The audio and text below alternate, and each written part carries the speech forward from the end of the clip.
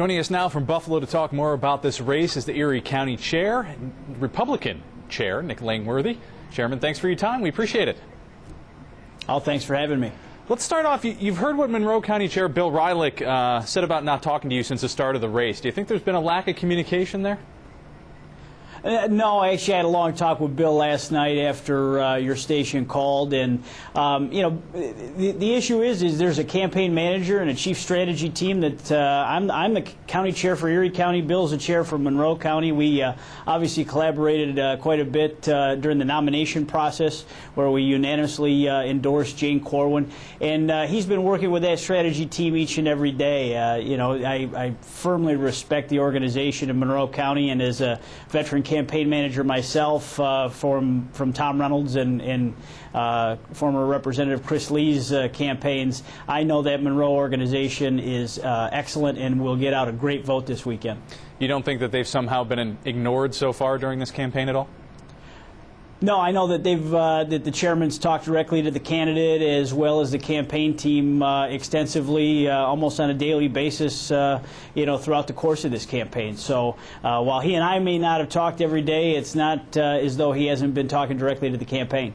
You know, for the past week or so, Nick, things have kind of been bogged down, so to speak, with this tracker video and Jack Davis, and it's been talked about ad nauseum. I know that.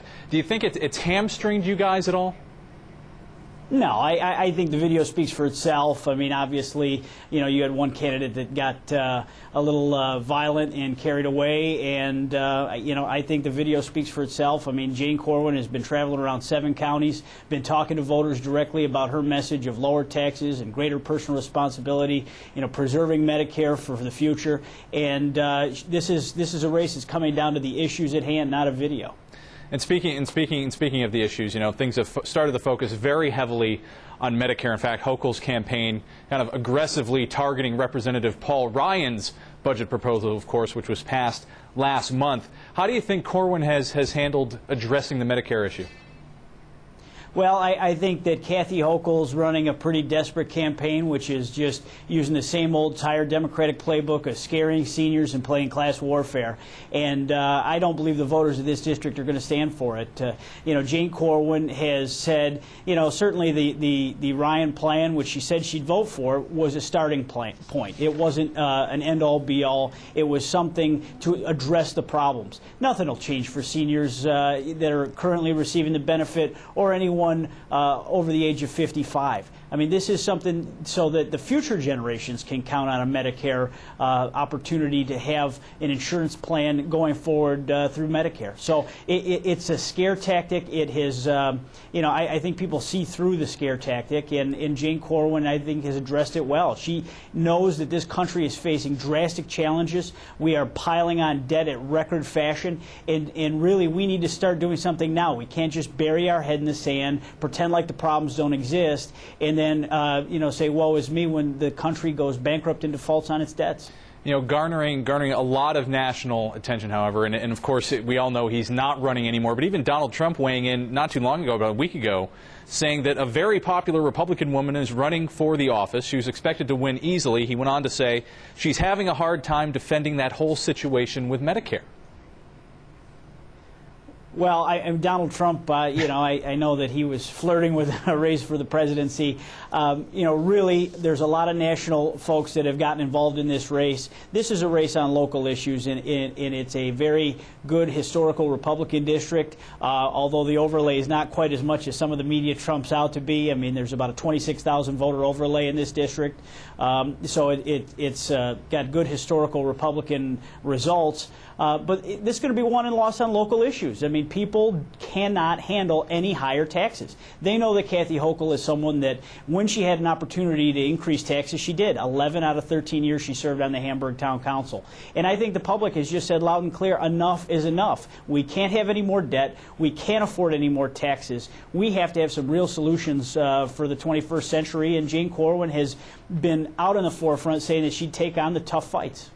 You know, a lot of people are talking, some of the blogs out there now saying that the division within the Tea Party is going to affect the outcome of this race. New York, which claims to be the largest Tea Party group in Western New York, has endorsed Jane Corwin, but the Tea Party coalition of Western New York has thrown its support behind Davis. Are you worried at all that these independent Tea Party votes are going to hamper Corwin's lead in the polls?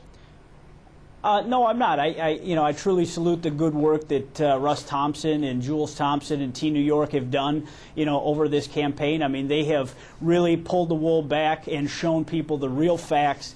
Jack Davis isn't a Tea Party candidate. He's hired a couple people that claim to be Tea Party and paid them handsomely to put him on the ballot as a fake Tea Party candidate.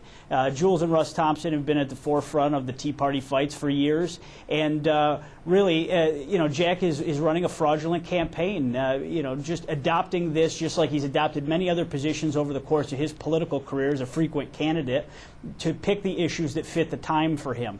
He's not a man of core conviction. He is someone of political expedience. What does it say that House Speaker Boehner even comes out and makes a personal appearance for a fundraiser for Jane Corwin? How big a card is that for her? Well, I think it was a great honor to have the Speaker of the House come to Western New York. I know we had a wonderful event, at Salvatore's that drew a huge crowd. I mean, it's a major, big news day anytime the Speaker of the House travels to a city, and we were just truly honored to have him. It shows the magnitude of this race. There's all eyes of the country are watching, and it shows what's on the line. We cannot afford any more higher taxes, any more piling on the debt that the Obama and Pelosi plan has brought us. So I'm glad to have the Speaker in Jane's corner. We all know voter turnout, especially during special elections, can be a little low. Getting the vote out is going to be key for you guys. How are you going about it, and how are you planning to get people to the poll and actually pull that lever? Well, I know, here in Erie County and Niagara County and across the district, especially in Monroe County, we have an unprecedented turnout operation and get out the vote machine that we have been working on. Volunteers have been making tens of thousands of phone calls, knocking on thousands of doors to get Jane's message of lower taxes and shrinking the nation's debt out directly to the voters in this district. So a special election, you have no predictable turnout. Voters have nothing else to vote on this day. And this will be a major element of the campaign as we close here in the last 4 days. We are going to be working around the clock to get the vote out on Tuesday. Now, according to the polls, everything's very tight still right now. In fact, there's been reports now that the governor's going to cut an ad. Bob Duffy's going to campaign on Hochul's behalf. With the popularity that Andrew Cuomo's riding right now, according to the polls, are you worried that that's going to hamper things for you guys?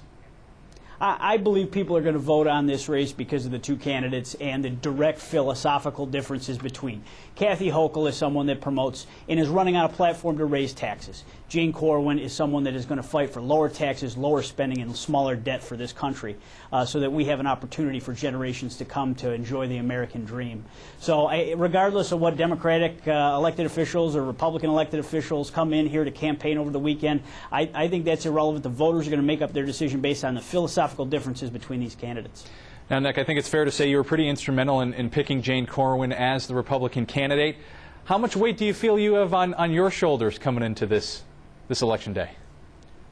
Well, obviously, as a Republican chairman, I always feel that I have weight on my shoulders, in election season. I mean, we had a big year last year. We have a big year this year. We're going into the re-election race of County Executive Chris Collins.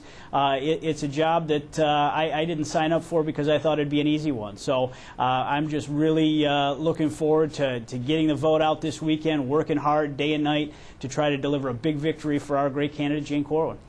Now, before I let you go, Nick, there has been some speculation behind the scenes that you may be trying to position yourself as the next man for the state GOP chair. Care to comment?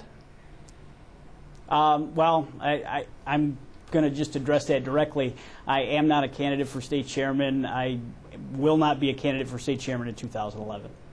All right. Nick Langworthy, Erie County Republican chair. Sir, thanks for your time tonight. We appreciate it. Thank you.